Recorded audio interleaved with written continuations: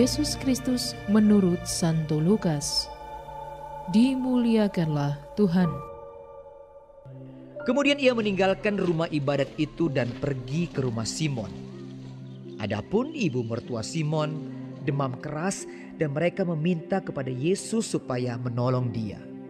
Maka ia berdiri di sisi perempuan itu, lalu menghardik demam itu dan penyakit itu pun meninggalkan dia. Perempuan itu segera bangun dan melayani mereka.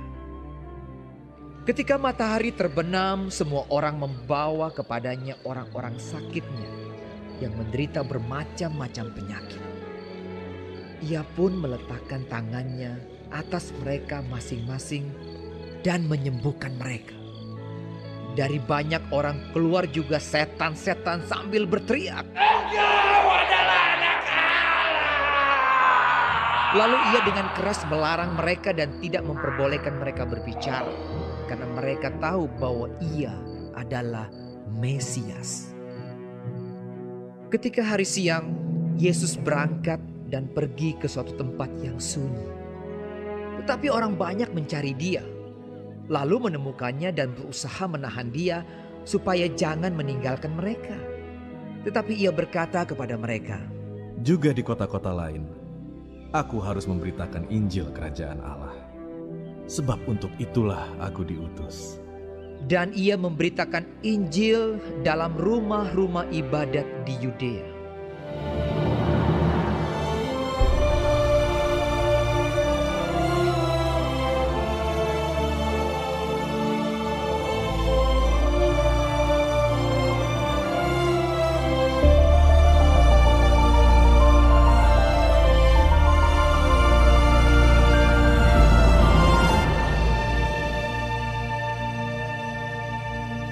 Demikianlah Injil Tuhan.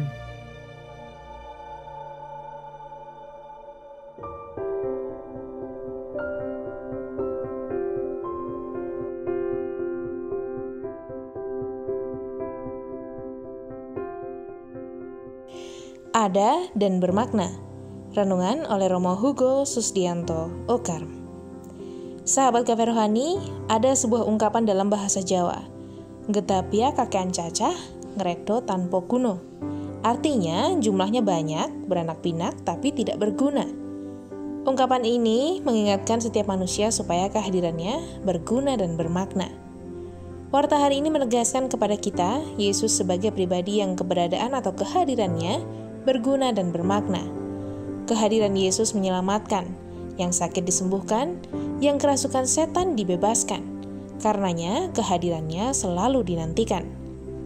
Kehadiran Yesus berguna, bermakna karena ia selalu menjadi relasi yang akrab dengan Bapanya.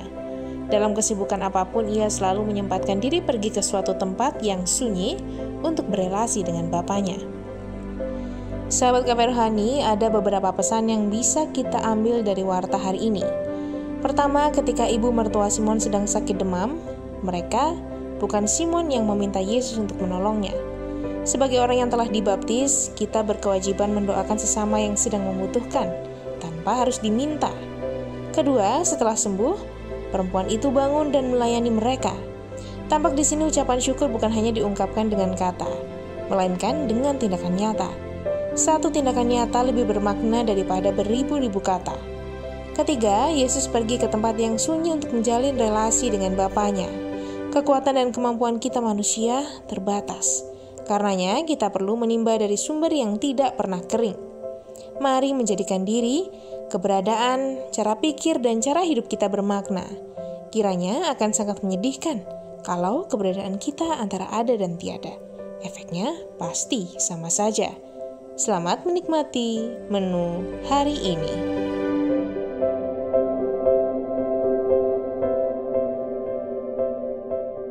Renungan juga bisa Anda baca selengkapnya di Cafe Rohani edisi bulan ini.